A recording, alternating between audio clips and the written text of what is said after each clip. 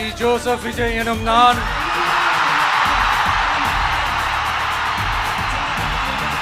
இந்திய அரசியல் அமைப்பின்பால் உண்மையான நம்பிக்கையும் மாறா பற்றும் கொண்டிருப்பேன் என்றும்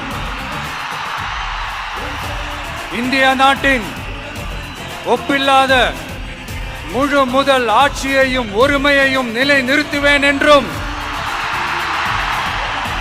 தமிழ்நாட்டு அரசின் முதலமைச்சராக உண்மையாகவும் உளச்சான்றின்படியும் என் கடமைகளை நிறைவேற்றுவேன் என்றும்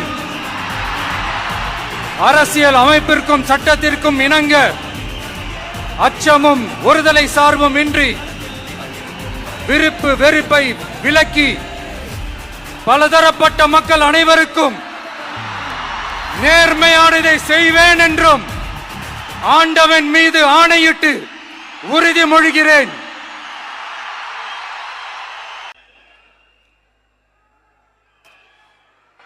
சினிமாவில்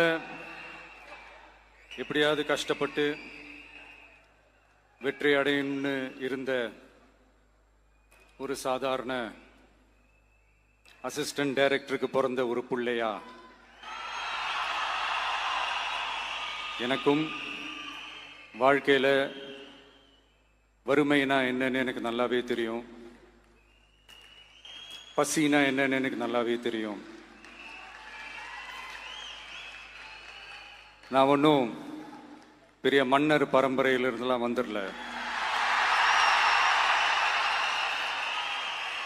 உங்களை மாதிரி தான், உங்களில் ஒருத்த மாதிரி தான், உங்க குடும்பத்தில் ஒருத்த மாதிரி தான், உங்க புள்ள மாதிரி தான், உங்க மகன் மாதிரி தான், உங்க அண்ணன் மாதிரி தான், உங்க தம்பி மாதிரி தான்.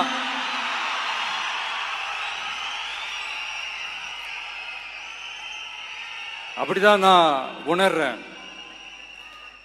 நீங்களும் என்ன அப்படி நினைச்சதுனால தான் சினிமாவில் எனக்கு ஒரு மிகப்பெரிய ஒரு இடத்த ஒன்று கொடுத்தீங்க. அதையெல்லாம் விட்டுட்டு உங்களுக்காக நன்றி கடன் செலுத்துறதுக்காக அரசியலுக்கு வந்த உங்க விஜய, இந்த விஜய, நீ வா விஜய், நாங்களா இருக்கோம், பாத்துக்கிறோம். விஜய் தம்பி நீ வா, நாங்க இருக்கோம். விஜி தம்பி நீ வா, நாங்க இருக்கோம். அண்ணா நீ வாடா, நாங்களா இருக்கோம். நண்பா நீ வா நண்பா, நாங்களா இருக்கோம் சொல்லி